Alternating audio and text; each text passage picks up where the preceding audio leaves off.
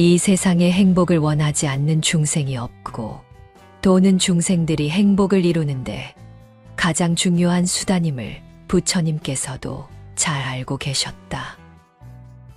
초기 경전에는 돈과 재물에 대해 언급하신 부처님 말씀들을 찾아볼 수 있다. 올바른 행실도 닦지 못하고 젊어서 재물도 모으지 못하면 고기 없는 연못의 늙은 외가리처럼 속절없이 죽을 뿐이다.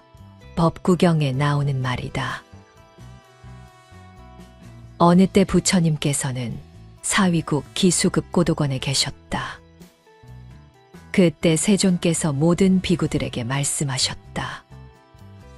현재 세상에서 세 가지 일을 가지면 그런 선남자와 선여인은 한량없이 많은 복을 얻을 것이다.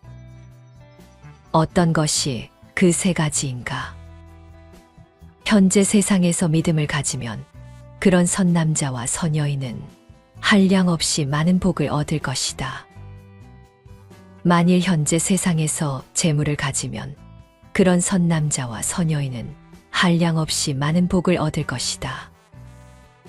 만일 현재 세상에서 범행을 가지면 그런 선남자와 선여인은 한량없이 많은 복을 얻을 것이다. 비구들아, 이것을 일러 현재 세상에서 세 가지 일을 가지면 한량없이 많은 복을 얻을 것이라고 하는 것이다. 그때 세존께서 이런 개송을 말씀하셨다. 믿음, 재물, 범행은 얻기 어려운 것. 개를 가지는 이만이 받아 가질 수 있다. 이 세 가지를 깨달아 알고 나서 지혜로운 사람은 수시로 보시행한다. 그는 오랜 세월 동안 편안함을 얻고 모든 하늘들도 보호해 주나니 그는 거기에서 스스로 즐기면서 5가지 용락에 만족할 줄 모른다. 부처님께서는 생로병사의 고통을 해결하기 위해 출가하셨다.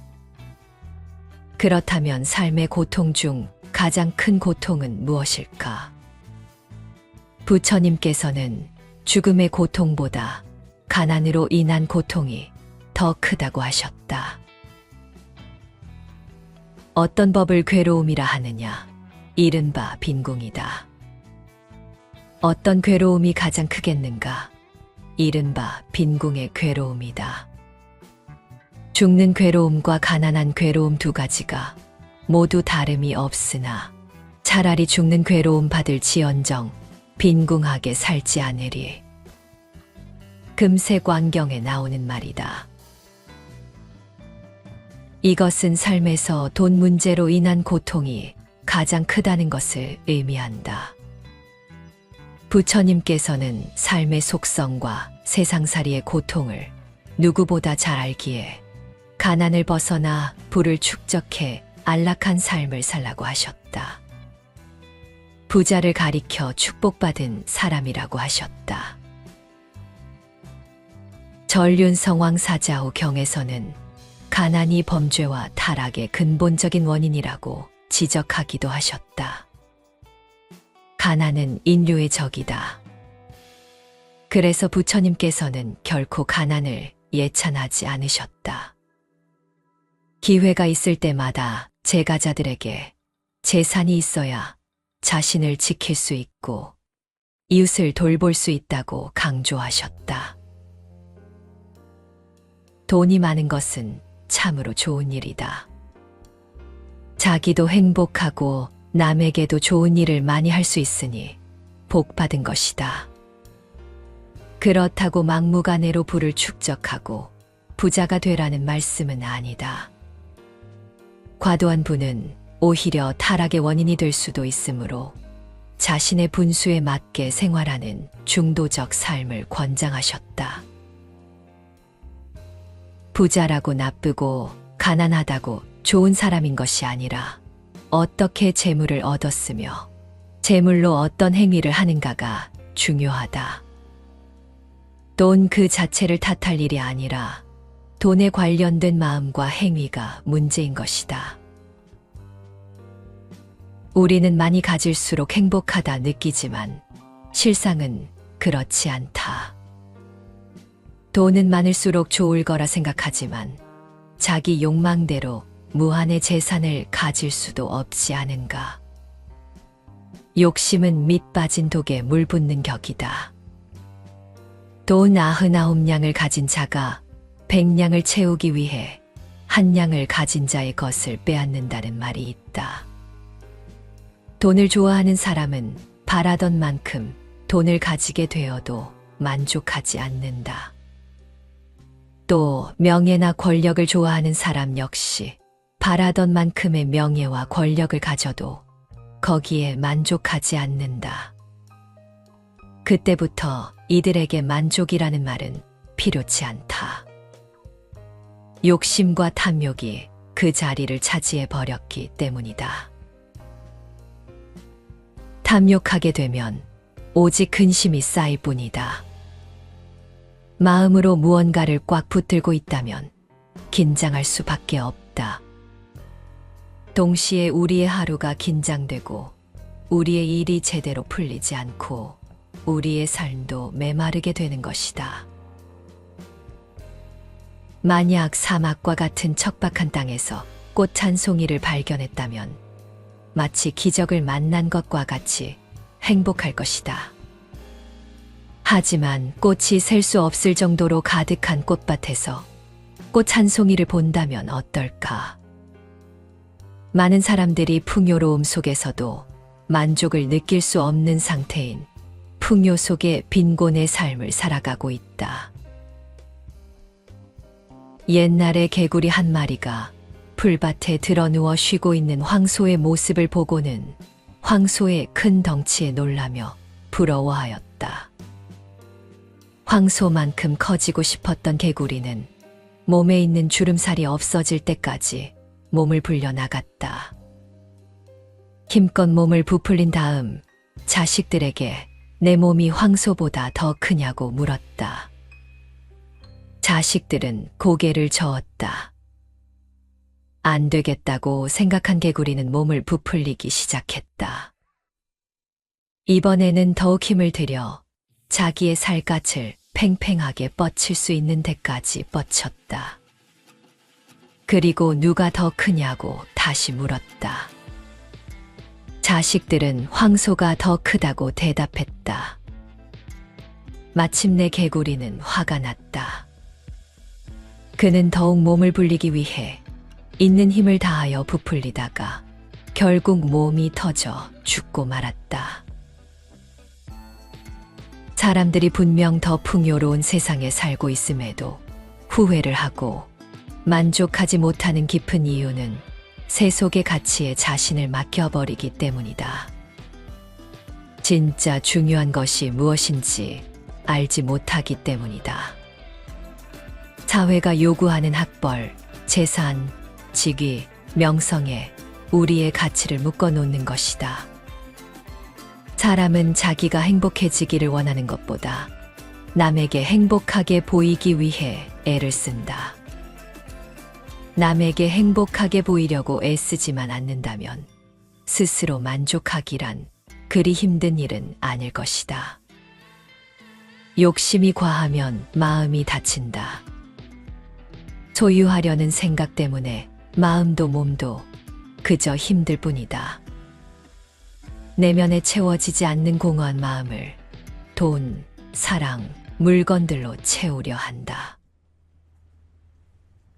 또 세상의 갈등과 반목이 끊이지 않는 이유는 간단하다. 내가 원하는 걸 남도 원하기 때문이다. 너도 나도 앞다퉈 채우려고 만든다면 늘 삶은 각박하고 암울할 뿐이다. 마음이 채워지면 스스로 만족감을 느끼기 때문에 다른 사람 앞에서도 당당할 수 있고 욕심은 줄어들 것이다. 무소유할 수 있는 것이다. 무소유란 아무것도 갖지 않는다는 말이 아니다. 무소유란 불필요한 것을 갖지 않는다는 것이다.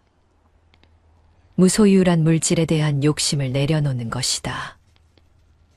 좀 더 홀가분해지고 지혜로워지는 것이다. 부처님께서 말씀하셨듯 불교는 물질적 부를 무조건 부정하지 않는다. 물질이 인간을 가난에서 벗어나게 하며 남에게 관대해질 수 있는 기회를 준다는 것을 알기 때문이다. 그러나 이러한 부에 대한 과도한 애착, 즉 탐욕은 항상 경계의 대상이다. 왜냐하면 진정한 행복은 물질적 풍요나 감각적 만족이 아니라 내면의 평화와 안정에서 비롯되기 때문이다. 욕망 자체를 부정하지는 않지만 무절제한 욕망과 탐욕으로부터 자유로워질 것을 꾸준히 강조하고 있다. 비움으로써 행복을 찾으라 말한다. 우리는 약간의 이익 때문에 너무 많은 것을 잃어버린다. 몇 푼의 돈 때문에 우리가 누릴 수 있는 작은 행복들을 잃고 만다. 더 검소하고 작은 것으로서 기쁨을 느껴야 하거늘 덜 갖고도 더 많이 존재할 수 있어야 하거늘 사람들은 행복을 크고 거창한 것, 외적인 것에서만 찾고 있다. 우리가 잘 알지 않은가? 살아보니 돈보다 마음 편한 것이 제일이고, 살아보니 돈 많은 이보다 만나서 마음 편한 이와 함께하고 싶고, 살아보니 돈이 아무리 많아도 절대 살 수 없는 것들이 있다는 것을. 한 가난한 사내가 있었다. 힘겹게 살아가던 그에게는 목표가 한 가지 있었다. 그것은 남들이 쉽게 입어보지 못하는 고급 외투를 사는 것이었다. 외투가 전시되어 있는 가게를 지나칠 때마다 그는 속으로 생각했다. 저 옷을 입고 다닌다면 얼마나 행복할까? 사내는 그 외투를 사기 위해 철저하게 절약하기 시작했다. 목이 말랐지만 음료수로 갈증을 달래지 않았다. 전기를 아끼기 위해 다른 곳에서 오래 머물다 집에 들어가곤 했다. 심지어 구두 뒤축을 닳게 하지 않으려고 조심스럽게 걸어 다니기도 했다. 하루하루를 힘들게 버티던 그는 마침내 그렇게 소망하던 외투를 구입했다. 사내는 뛸 듯이 기뻤다. 그러던 어느 날 그는 밤늦게 집에 돌아오다 강도를 만났다. 가진 것이 없었던 사내는 강도에게 외투를 빼앗기고 말았다. 시리에 빠진 사내는 슬픈 나날을 보내다 결국 화병에 죽고 말았다. 우리는 항상 이렇게 내일을 기약하며 오늘을 힘겹게 견디고 있다. 오늘을 마치 영원히 살 것처럼 허투루 살지 말아야 하거늘. 미래를 위해 시간과 돈을 절약하며 살아가는 것은 당연하다. 하지만 오늘은 지나고 나면 다시 돌아오지 않는다. 오로지 미래에 묶여 오늘을 희생할 필요는 없다. 오늘의 삶이 만족스러우면 그것이 곧 행복한 인생이다. 오늘의 행복을 내일로 미루지 말라. 나중 말고 지금 행복하라. 행복이란 내가 갖지 못한 것을 바라는 것이 아니라 내가 가진 것을 즐기는 것이다. 사치는 가난이나 마찬가지로 악덕이며 우리들의 목표는 풍부하게 소유하는 데에 있지 않고 풍성하게 존재하는 것이어야 한다. 만족함을 모르는 사람은 부유하더라도 가난하고 만족함을 아는 사람은 가난하더라도 부유하다. 누구나 분수를 알고 스스로 만족할 때 비로소 행복하다. 꽉 틀어진 집착의 소나기를 풀면 일이 더 잘 풀리는 법이다. 그럴 때 내 안의 에너지가 막힘없이 분출된다. 세상에서 추구하는 성공이 아닌 스스로 만족하는 삶을 한번 살아보라. 그대 안의 가능성을 펼쳐라. 우리는 모두 인생이라는 경기를 뛰는 선수다. 돈을 많이 벌었다는 것이, 명예를 높이 쌓았다는 것이, 공부를 많이 했다는 것이 인생에서의 승리를 의미하지는 않는다. 중요한 것은 내 안의 가능성과 잠재력으로 인생이라는 경기에서 성실히 임했다는 자부심이다. 아직 원하는 곳에 도달하지 못했더라도, 아직 되고자 하는 사람이 되지 못했더라도 계속 걸어가는 법만은 잊지 말아라. 아직 그대 안에 꽃피지 않은 가능성이 남아있다. 천천히 그대 안의 가능성을 펼쳐라.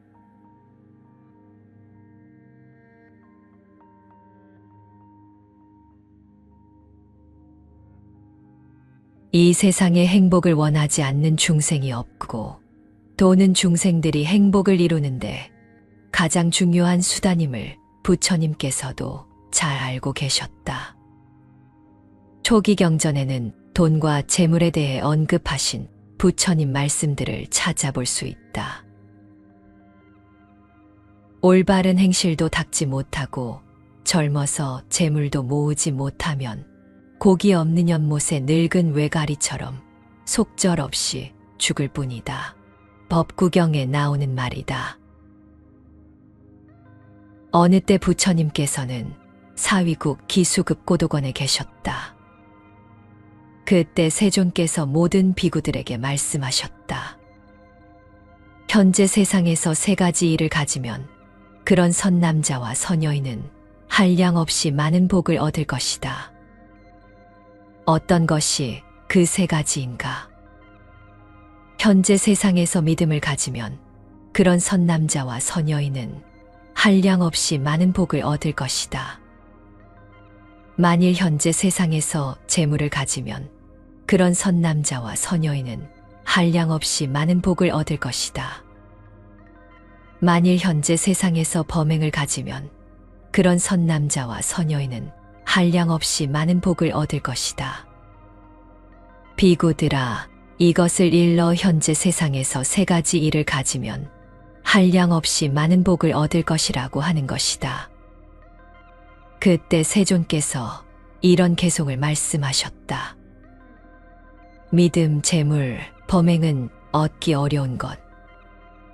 개를 가지는 이만이 받아 가질 수 있다. 이 세 가지를 깨달아 알고 나서 지혜로운 사람은 수시로 보시 행한다. 그는 오랜 세월 동안 편안함을 얻고 모든 하늘들도 보호해 주나니 그는 거기에서 스스로 즐기면서 5가지 용락에 만족할 줄 모른다. 부처님께서는 생로병사의 고통을 해결하기 위해 출가하셨다. 그렇다면 삶의 고통 중 가장 큰 고통은 무엇일까? 부처님께서는 죽음의 고통보다 가난으로 인한 고통이 더 크다고 하셨다. 어떤 법을 괴로움이라 하느냐? 이른바 빈궁이다. 어떤 괴로움이 가장 크겠는가? 이른바 빈궁의 괴로움이다. 죽는 괴로움과 가난한 괴로움 두 가지가 모두 다름이 없으나 차라리 죽는 괴로움 받을 지언정 빈궁하게 살지 않으리. 금세광경에 나오는 말이다.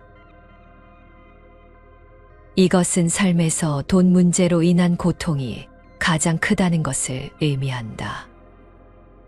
부처님께서는 삶의 속성과 세상살이의 고통을 누구보다 잘 알기에 가난을 벗어나 부를 축적해 안락한 삶을 살라고 하셨다.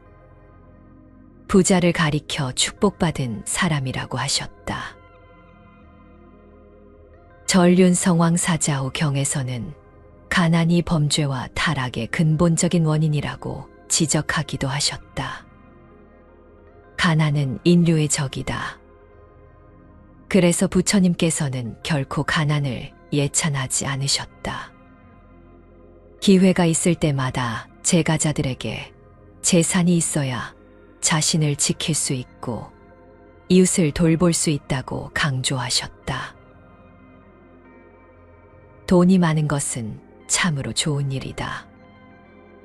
자기도 행복하고 남에게도 좋은 일을 많이 할 수 있으니 복 받은 것이다. 그렇다고 막무가내로 부를 축적하고 부자가 되라는 말씀은 아니다. 과도한 부는 오히려 타락의 원인이 될 수도 있으므로 자신의 분수에 맞게 생활하는 중도적 삶을 권장하셨다. 부자라고 나쁘고 가난하다고 좋은 사람인 것이 아니라 어떻게 재물을 얻었으며 재물로 어떤 행위를 하는가가 중요하다.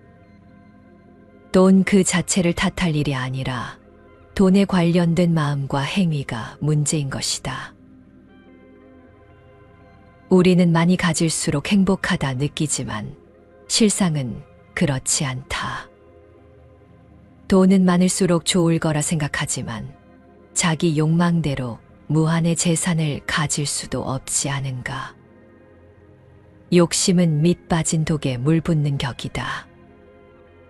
돈 99냥을 가진 자가 100냥을 채우기 위해 1냥을 가진 자의 것을 빼앗는다는 말이 있다. 돈을 좋아하는 사람은 바라던 만큼 돈을 가지게 되어도 만족하지 않는다. 또 명예나 권력을 좋아하는 사람 역시 바라던 만큼의 명예와 권력을 가져도 거기에 만족하지 않는다. 그때부터 이들에게 만족이라는 말은 필요치 않다. 욕심과 탐욕이 그 자리를 차지해 버렸기 때문이다. 탐욕하게 되면 오직 근심이 쌓일 뿐이다.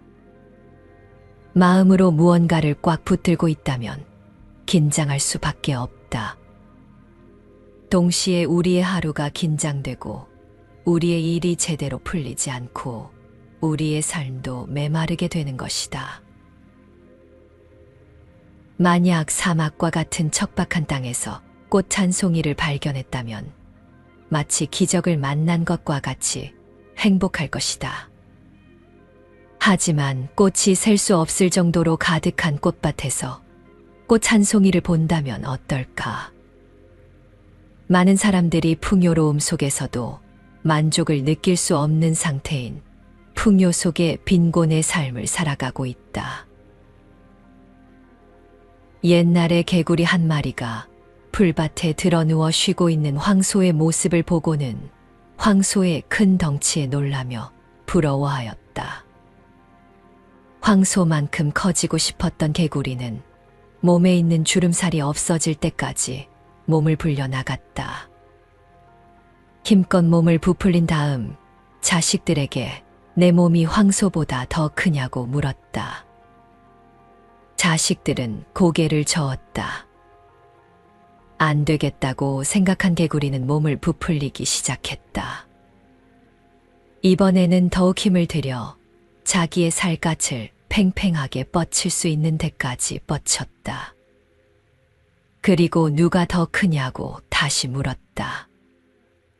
자식들은 황소가 더 크다고 대답했다. 마침내 개구리는 화가 났다. 그는 더욱 몸을 불리기 위해 있는 힘을 다하여 부풀리다가 결국 몸이 터져 죽고 말았다. 사람들이 분명 더 풍요로운 세상에 살고 있음에도 후회를 하고 만족하지 못하는 깊은 이유는 세속의 가치에 자신을 맡겨버리기 때문이다. 진짜 중요한 것이 무엇인지 알지 못하기 때문이다. 사회가 요구하는 학벌, 재산, 직위, 명성에 우리의 가치를 묶어놓는 것이다. 사람은 자기가 행복해지기를 원하는 것보다 남에게 행복하게 보이기 위해 애를 쓴다. 남에게 행복하게 보이려고 애쓰지만 않는다면 스스로 만족하기란 그리 힘든 일은 아닐 것이다. 욕심이 과하면 마음이 다친다. 소유하려는 생각 때문에 마음도 몸도 그저 힘들 뿐이다. 내면에 채워지지 않는 공허한 마음을 돈, 사랑, 물건들로 채우려 한다. 또 세상의 갈등과 반목이 끊이지 않는 이유는 간단하다. 내가 원하는 걸 남도 원하기 때문이다. 너도 나도 앞다퉈 채우려고 만든다면 늘 삶은 각박하고 암울할 뿐이다. 마음이 채워지면 스스로 만족감을 느끼기 때문에 다른 사람 앞에서도 당당할 수 있고 욕심은 줄어들 것이다. 무소유할 수 있는 것이다. 무소유란 아무것도 갖지 않는다는 말이 아니다. 무소유란 불필요한 것을 갖지 않는다는 것이다. 무소유란 물질에 대한 욕심을 내려놓는 것이다. 좀 더 홀가분해지고 지혜로워지는 것이다. 부처님께서 말씀하셨듯 불교는 물질적 부를 무조건 부정하지 않는다. 물질이 인간을 가난에서 벗어나게 하며 남에게 관대해질 수 있는 기회를 준다는 것을 알기 때문이다. 그러나 이러한 부에 대한 과도한 애착, 즉 탐욕은 항상 경계의 대상이다. 왜냐하면 진정한 행복은 물질적 풍요나 감각적 만족이 아니라 내면의 평화와 안정에서 비롯되기 때문이다. 욕망 자체를 부정하지는 않지만 무절제한 욕망과 탐욕으로부터 자유로워질 것을 꾸준히 강조하고 있다. 비움으로써 행복을 찾으라 말한다. 우리는 약간의 이익 때문에 너무 많은 것을 잃어버린다. 몇 푼의 돈 때문에 우리가 누릴 수 있는 작은 행복들을 잃고 만다. 더 검소하고 작은 것으로서 기쁨을 느껴야 하거늘 덜 갖고도 더 많이 존재할 수 있어야 하거늘 사람들은 행복을 크고 거창한 것, 외적인 것에서만 찾고 있다. 우리가 잘 알지 않은가?